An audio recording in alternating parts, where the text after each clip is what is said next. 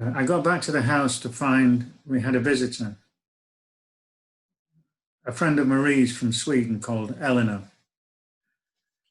The rest of the household were all sitting around the kitchen table, checking her out. I don't know whether they knew then what became apparent soon after, that Marie was leaving the house. She was going back to Sweden, and she'd invited Eleanor so that she could inherit the room. But they must have guessed that the atmosphere in the house was about to change. I mean, up to this point, everyone had been sloppy and badly behaved, but they could at least pride themselves on being well-meaning. Eleanor was one of the few people I've ever met who seemed to pride herself on being ill-meaning. She stood at the end of the table with a bottle of beer in her fist, kind of squinting and leering at the others as though openly checking them for their weak points. And from then on, this whole new breed of people started to turn up at the house. The people on the whole I would have guessed who the rest of the household would have avoided when they were going out to the pub. And these were like these dead-eyed, slouching young men who were indifferently dressed, mumbling private ironies, who were so stoned they looked as if they'd shoved their face in a waffling iron. And from then on, the kitchen in the morning started to look like a kind of cartoon of debauchery. There'd be a bra strap hanging over the back of a chair and fried rice all over the floor. Since I mattered so little to anyone, I never really merited Eleanor's attention. The one time we spoke, she rolled up her trouser leg and showed me a tattoo of a black widow spider and said, "She eats her partner after sex." I think the idea was that even then the fools could not resist. I went to the bank. Up to this point, I just avoided looking to see what the actual extent of my life savings was. That day I thought I should. I had £31.50, of which I was allowed to take out £30 to leave the £1.50 just because you've got to leave someone in the account. I did see that £100 had just gone in. This was a delayed benefit payment from when I was claiming before Christmas. But that wouldn't be available until the bank had processed it, whatever processing means. And I reckoned it would take a couple of days or something. So I took the money and off I went. And just thought, I'll husband my money in. When I got home that day, there was a card arrived in the mail from a friend in Canada. It said, "Sounds like you're having a great time over there." I was kind of outraged. The next day, I got another card from another Canadian friend begging me to borrow money. I couldn't, but I was glad that at least somebody had noticed that I was suffering, The next day, I got a letter from two Canadian friends who were living in New York, and it contained an American postal order and a note explaining how to cash it. Now, I had to go into the middle of London again to pick up the videotape I'd left with the agent who had decided that she couldn't represent me. So I used the occasion for that to ask around some of those weird banks that you see in the middle of town to see if I could cash the American postal order, but not even an American bank would touch it. So I mailed it back to them with thanks. And in a way I was relieved because I couldn't help thinking that the people who'd sent it were actors too, who just financed themselves by doing other less appealing work like waiting tables. And I couldn't really see why they should strive so that I could just hold out for their kind of work that I wanted. So in a weird way, their act of kindness was the thing that tipped me finally into accepting that maybe it was time for me to stop thinking of acting as my profession. The first time I'd ever kind of dared to think that.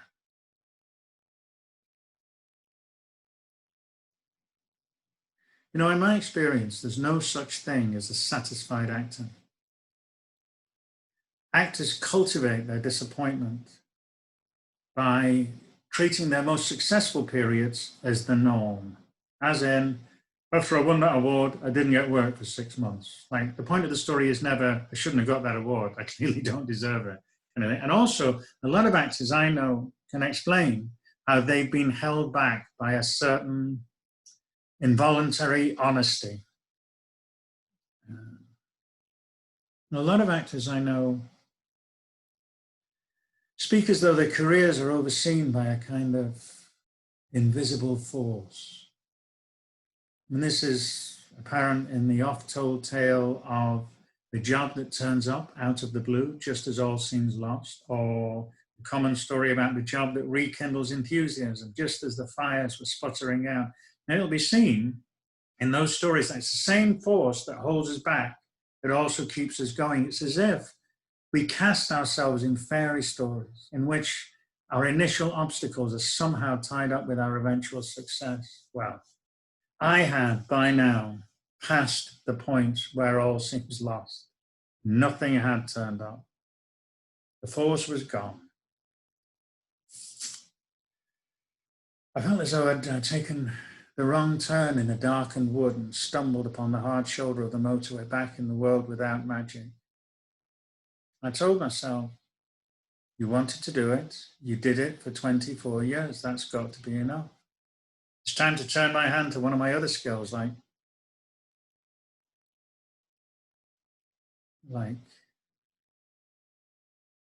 well, I decided to finish working on the transcriptions before making any major decisions about my future. And they helped actually, because by this point in their story, the Welshman's only human contact was with these two guys who would interrogate and torture him once a week. So it was a good reminder that my problems were nowhere near the limits of human endurance. Nevertheless, it was a strange time.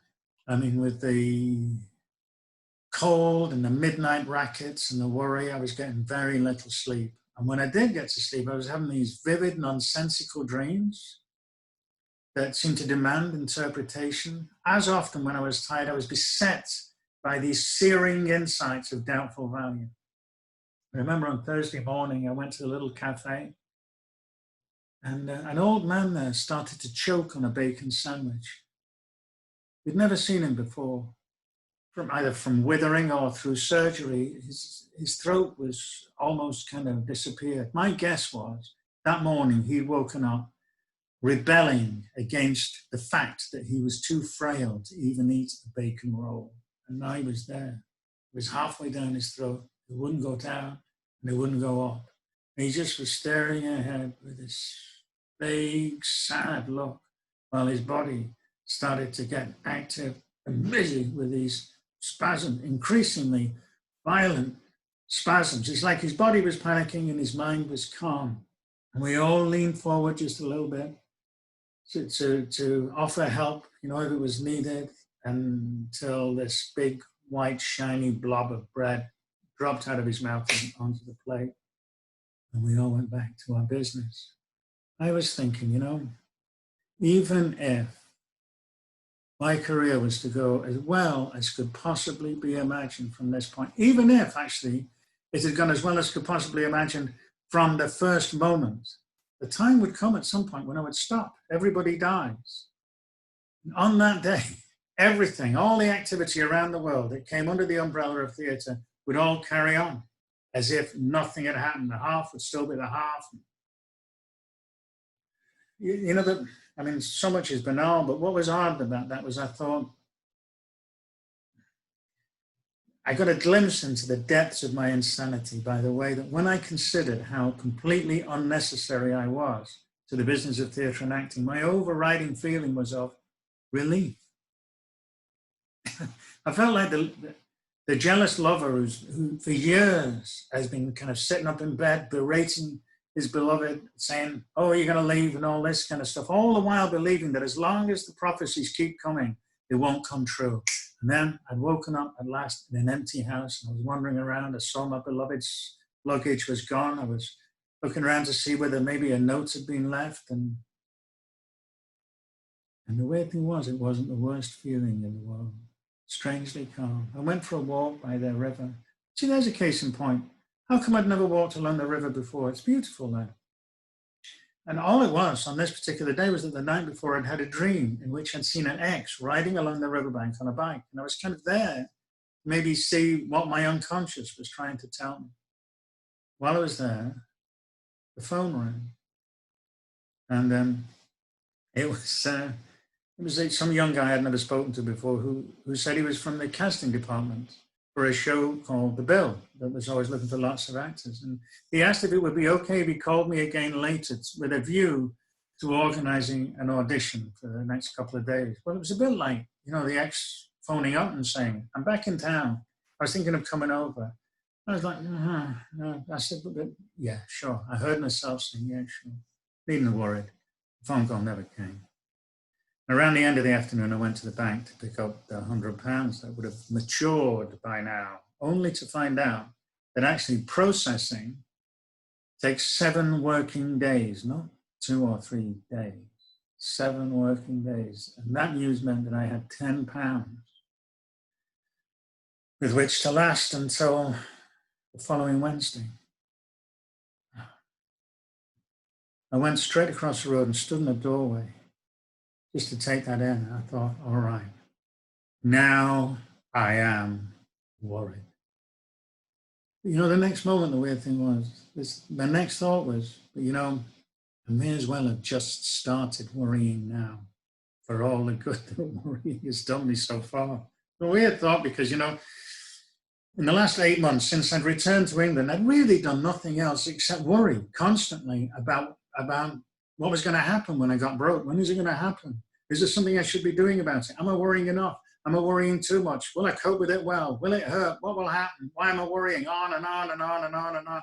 And now I realize that actually for all the good that all that worrying done, you might as well say it was all purely ornamental. It had no function at all. And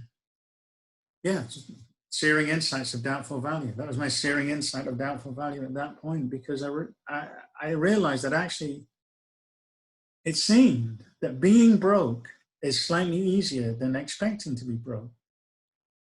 It doesn't make sense, and I don't wish to prove it again, but when I was worrying about being broke, I was always like, oh my God, why am I always running out of money and all that? So I either kind of needed a better me or a better life or a better world or a better life or a better something. When I was broke, all I needed was 10 quid. There is no better me, but there's lots of 10 quids around. It was weirdly hopeful. That evening, actually, I went to see a play that Janet had invited me to. She'd been working on it with some friends, and her portion was a monologue. She doesn't act, but she can act. So I enjoyed watching. But Jim, who was sitting next to me, was like confused and uneasy. What doing? I was at a loss. How do you explain acting to someone who's under 2 years old? He called out to her civilly. She didn't answer. He went still. This really is weird. What doing? I said, it's okay. Just playing. He tried to endure, perched forward, watching intently. And finally, he hopped off his seat and trotted towards her. Well, before he got to the stage, somebody scooped him up and carried him out to the auditorium. And for the rest of Janet's performance, I could hear him bawling in the lobby just outside the door. When Janet finished, I slipped out to see if I could offer some help. The guy who snatched him up was a member of the company and a father. He knew what he was doing. And the pair of us went downstairs to this empty cafeteria and walked him round and round until he calmed down. And then we wandered back up the stairs in case either of us could slip in to see the rest of the performance. The moment our guard was down, Jim made a dash for me. And this time, the guy kind of lunged forward and scooped him up. It was that kind of hinterland between parenting and goaltending. He just grabbed him. And this time, Jim roared. And the guy's holding his trophy there. He says, I moved too fast. I frightened him. You're going to have to take him now. So I took Jim back down to the empty cafeteria and walked him round and round and round and round. Well, he bawled out all the pain and misery and disappointment, confusion, until it kind of all calmed down to just a sleepy gripe. And then he forgot even that. He just stayed in my arms, pulling on my beard, which I'd allowed to grow again to save money on razors. And I felt like the most important person in London. The next day, that time to last nearly a week, They stay very close to home. Remember that day, the black man, the man that Effie had thought would forget to eat, actually spoke to me. It was the only time he ever spoke to me. That both of us were standing under the awning at Kew Garden Station during a downpour. His head turned towards me like the turret of a tank. Without expression, he just shouted, "God, I'm bored." Saturday evening, I went babysitting. When I got there, Janet said, "Oh, he's being a bit clingy. So I'm going to have to just keep talking like this," and then sets off without saying goodbye. "Okay, so this is the time now, so you might have to hold him." And she just set off. And she'd done it so well that Jim didn't even notice until she got about a pace from the door. And then I did hold him back. As soon as the door clicked behind Janet, I let go of him and he went running down the hallway. And he flattened himself against the door. "Ah!" Like that, this enormous wail. It's amazing. And his hands were pressed against the wall. And he actually turned his face so that his cheek was pressed against the cold, cruel wood of the door. I mean, it was like opera. It was a performance. And as he was doing it, he started to slide down slowly, very slow, very controlled. If it had been a dance audition, it would have been brilliant. But finally, he was lying on the floor, still moaning, still giving the same aria of pain and abandonment and misery. And he just, later, I said to him, "Jim, I'm sorry, I know it's hard, but she will come back." Well, that didn't make any difference at all, so I just let him go on for a while. I thought, I'll try reason. I said, "Come on, Jim. Really, in your heart of hearts, you know she's coming back." It didn't make any difference either. So another 10 minutes later, I wanted to give him time to get it all out. I walked over to him, and even though his frame was racked with sobs still, his cheeks were dry. I said, "Listen, Jim, a tip. When you cry, when you actually cry, there's tears." But that wasn't really fair of me. I mean, it was a performance. It wasn't like he had any choice either. Who he was performing for is an interesting question, because it sure wasn't me. I said, "Jim, I do understand. It's like, it's life, It's like a moment's loss and a lifetime of complaint. But the strange thing is, it's complaining really gets you down, exhausts you, wastes the night, nothing." So I tried bribery. I put a saucer full of Easter eggs next to him. But he carried on. Good old Jimmy had real stamina. And eventually, like an hour or so after she'd left, finally he reached down and took one of the Easter eggs. And still lying on the floor, he ate it, staring at the ceiling with hard-bitten melancholy air. That was my way open. I put the TV on. His favorite show at the time, Rosie and Jem. I don't know whether he understood the stories. I think this went Rosie, Rosie, Rosie, Jem. Rosie, Rosie, Rosie, Jem. But he liked it anyway. So he allowed himself to sit on the sofa next to me with his plate of Easter eggs, shut with the occasional baleful glance, did a couple of power belches and fell fast asleep. I thought I spent quite a lot of nights I've had over the years with grown-ups too. And he was still asleep when he was in the back seat of the car and Janet drove us back. Sunday, I met up with Bruce and we walked around Kew Gardens. And he let me just drone on about my current woes. And at the end of it all, he just said, "It's a shitty business." I thought, how does he know? But soon after, a crowd of people stopped us and asked for his autograph. Actually, he'd been in Star Wars, Star Trek, Fawlty Towers, loads of stuff. He invited me to come round to the house and watch his showreel sometime. As we left the gardens, he nipped into the bakery and he came out with a block of halva, gave it to me, thumped me on the back and said, "You'll be okay."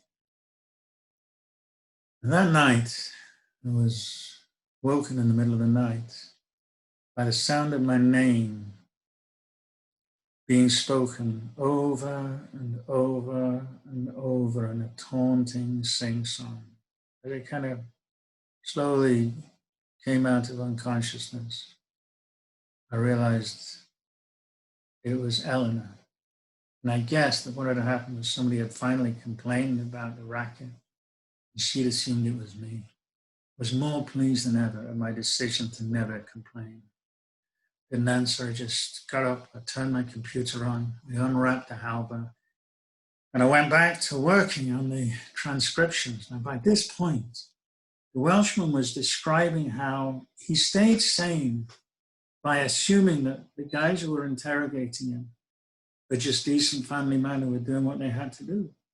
He actually invented names for both of them and for their wives and their kids. And so as they were strapping on the electrodes, he'd be going, how's little Ali? Still playing football? Still having trouble getting along with his coach? They never answered.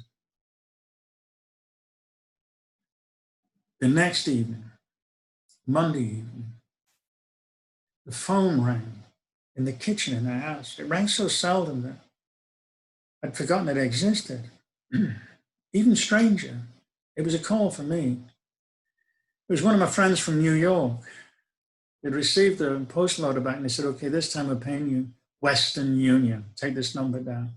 To that point, I'd always thought the Western Union was just some invented thing from a few 60s soul songs. But the next day, once I heard the name, I walked up Richmond High Street and I saw an outlet, old as brass, bright as day there. I went in, handed in the number, collected some money. And that afternoon, I was working away on the transcriptions and the phone cheeped behind me on the bed. And I turned around, picked it up. It was the young guy from the casting department of the building. And he said, can you come in tomorrow to do an audition? I was like, no, I thought. Yes, I said. It's like that, really. So, yeah, sure. I was like, I had nothing better to do. So he told me the time. And the next day, I went in good and early. My idea was if I could get there as soon as possible, then because I'm probably never going to be in another television audition in this country again, it'll give me a chance to just kind of wander around the place and I like places behind closed doors, professional locations. So I went to South Wimbledon Station and walked the long walk from the wasteland to the Bell offices. And I was ushered into this room that was windows all around, and I was shown a few pages of script. Now, in Canada at the time, the routine was if you had a television audition, you needed to learn the lines so that you could act to the camera. So I hadn't seen this script before, and I could see that the role wasn't just one or two lines either. So I thought I'd been put in a slightly invidious position. So I sat down and just started to try and learn the lines as fast as possible so that I'd have some kind of chance of being dignified when the audition came. By and by, this woman came back into the room, introduced herself as the casting director and asked me to follow her. I walked into this room and there was a guy there with a little wobbly table and the scripts in front of it. He got up when I came in. He says, hello, he says, shook hands and he says, my resume was on the top of the table and he said, Canada, eh? Was it a woman? No need to answer that. So, had a look at the script. What do you think of it? Can't expect Chekhov every time, can we? So, fancy a read? And we read the script. At the end of it, he reeled in mock astonishment, saying, you've learned it. And I explained why. He said, oh, God, we don't have that here. No, it'll come. More's the pity, but no, thank God we don't have that yet. Nice to meet you. And that was it. I was out. That was my television audition career was over. I was ushered out the side door and walking back. And that night, I remember the house was just a riot. Downstairs, I could hear furniture breaking. So it's just so bloody difficult to get to sleep. And even when I finally did, about 4 o'clock in the morning, I was woken again at some other deeper, murkier pocket of the night. And this time what I heard when I woke up was just this voice, kind of crying, snarling, roaring. My throat was so tense, the voice was ripping itself off. It was just expressing maximum pain, hatred, disappointment, all of it together. And I knew it's got to be Eleanor. I mean, it was so incoherent. I couldn't tell whether she was alone or in company. Couldn't tell whether she was speaking Swedish or English. But I felt like I knew the feeling. eventually got to sleep again with this noise still roaring in my head. And as a consequence, I woke up quite late the next morning.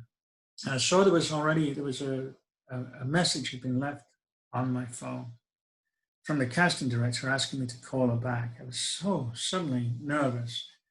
I went to the Mill Cafe, got myself a takeaway coffee before going to a call box to call her back. She said, "We'd like to offer you the job."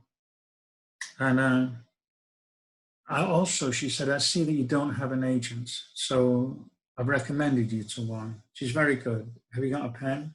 I took down the number of this agent, rang her straight away, and we arranged an appointment for the next afternoon. The following afternoon, I went in, and a lot of the other agents that I've met to this point had long, rambling, kind of strangely personal discussions. This one just kind of nudged my photograph back and forth across her desk a bit, and we'll probably need new photos.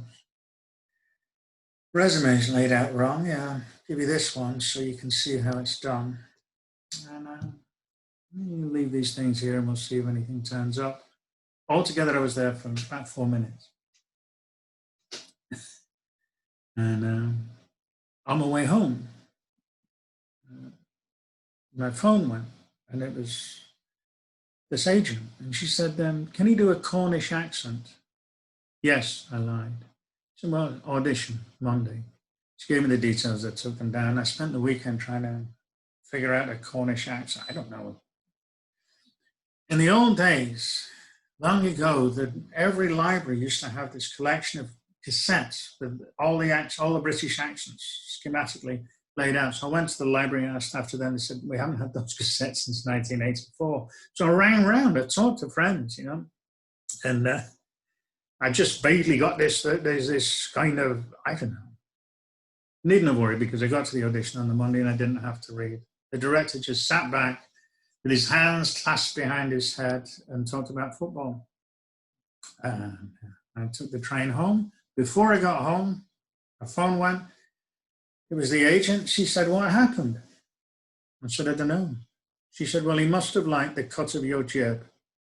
So having never in 24 years ever gotten one of those jobs that turns up at the last minute and pays the bills, I suddenly had 2 in a week. I said, it was probably just his boundless respect for your judgment. And she laughed briefly, and that was it. My troubles weren't over so much, but the tide had changed. I mean, the days sort of were the same. They felt different because I knew that money was coming. And but it still took a few weeks to come, and rent day came first. And so I still had my one treasured possession had been this guitar that I judged too old and full of character to be worth selling. But when rent day came, I thought I've got to do my best. So I went into Denmark Street in the West End where there's all these guitar shops. And the first place I took it to gave me an estimate of £30. He was sympathetic. He admitted that a left-handed copy of a Gibson 330 made in the 1960s by Hagstrom was a rare and interesting guitar, but he couldn't offer any more. He said, "Try a few other shops." So I did. I tried a few others. They all offered £30. As I was leaving the fourth one, this guy tapped me on the shoulder and offered 35. He said, "Just lay it on the pavement and open the case." So I did. Laid it on the pavement, opened the case, and he crouched beside it, making it look to me like the victim of a traffic accident. And he stood up with the £35 in notes, not many notes, between his first and second fingers. It wasn't enough. I went to Mike to apologize. And he put his hand over his heart and he said, "No one has ever come to see me when they're late with the rent. Thank you. Thank you." He was a good guy. I never wanted a free ride, but I did want a break. And that's what I got. Yeah. I still had to work on the transcriptions. They're amazing, actually. I mean, it came when the last time that he was seen by those 2 guys who were torturing him. Instead of torturing him, they told him that he was going to be released in a few days, and they gave him a piece of Madeira cake and a cup of weak tea and wished him happy Christmas. And somehow, the fact that they got the date wrong made it seem all the more sincere. And he still had a big quest to get out of the country before the last planes left, and he got away on the very last plane. And then he was interviewed by MI5 when he arrived back at the airport in Cardiff. And that was a strange, amazing twist to the tale, and it all finished up with him seeing his family. And he hadn't had a cigarette for 20 years, but he went, you know what, I think I deserve a cigarette. And so the story finished with him trying to kick his 40-a-day habit and cursing himself. I mean, why hasn't that become one of the most well-known stories on the planet in the last 20-odd years? I have no idea. What I do know is that the people who owned it, the Welshman himself and his representatives, didn't like the deal that the publisher was offering, wanted a better deal, and he demanded that all copies of my version of it were all expunged, and that I didn't even keep a copy. Maybe I've got one on a floppy disk, but who can read those nowadays? And as for work, as for acting work, I got work. Somehow, all my rubbish epiphanies, once I'd realized it wasn't about brilliance, that helped. Once I'd realized I wasn't essential, that helped. Instead of going, I don't get it, why don't I ever get these jobs at interviews? I was always like, well, you need actors. I'm an actor. I've got a face like a bag full of doorknobs. There might be a call for me. It was like a hot knife through butter. It was amazing. I mean, not all the jobs were really challenging. A few of them amounted to just saying, nobody's used that gate in 30 years. But, yeah. A lot of the time I was just a sideburns wrangler, but I had a living. And as soon as I had enough money, I left the house in Kew. But I stayed fond of the area because it had seen me through my most difficult time. And just as a postscript, a few years later, I came back, and by then I'd seen that one morning Effie had caught a young guy stealing a sandwich and challenged him about it, and he belted it. For about a week and a half, her face had turned awful yellow and purple.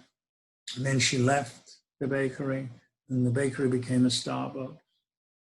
And Mike still put it about, and the cafe still remained, to my mind, the best little cafe in London.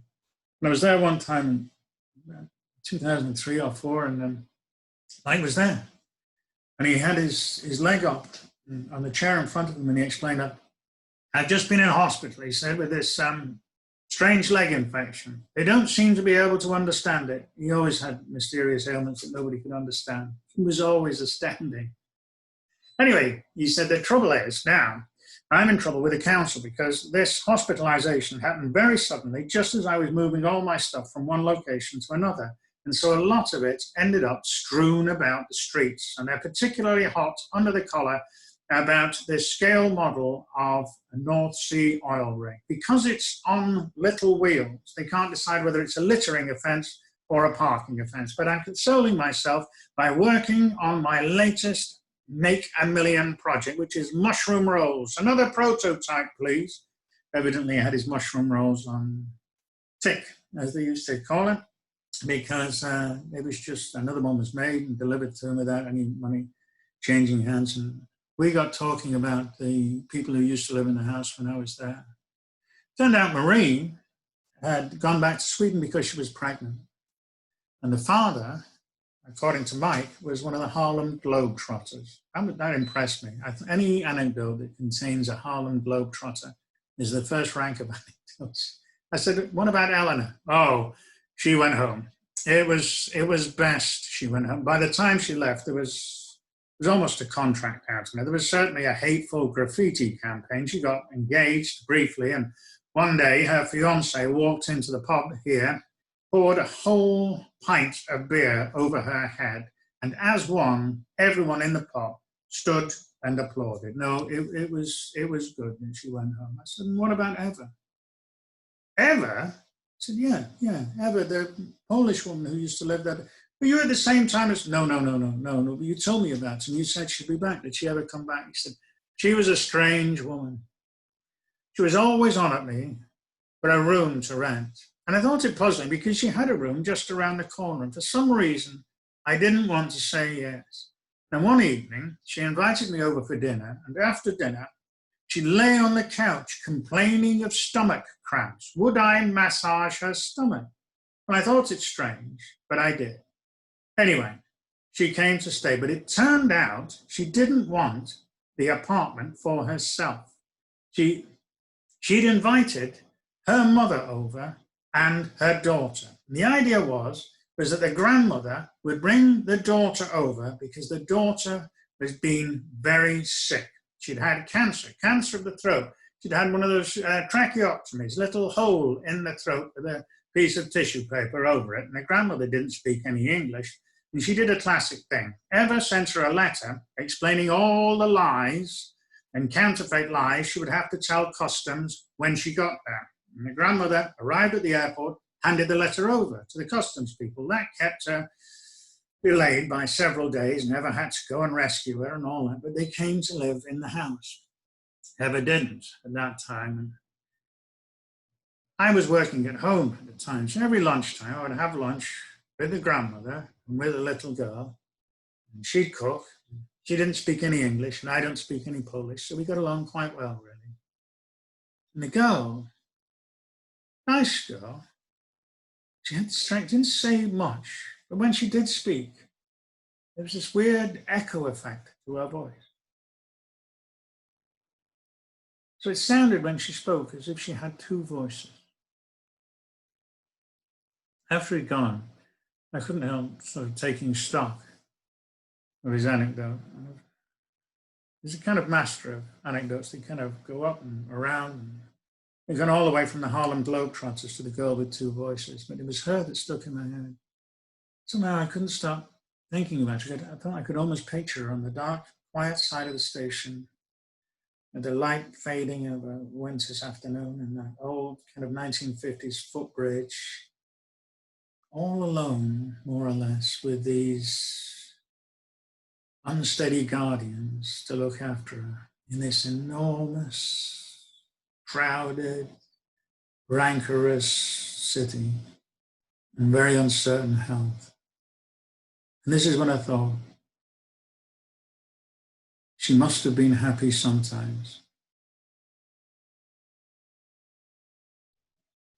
That's it. Thank you very much, all of you, for coming. You can all unmute.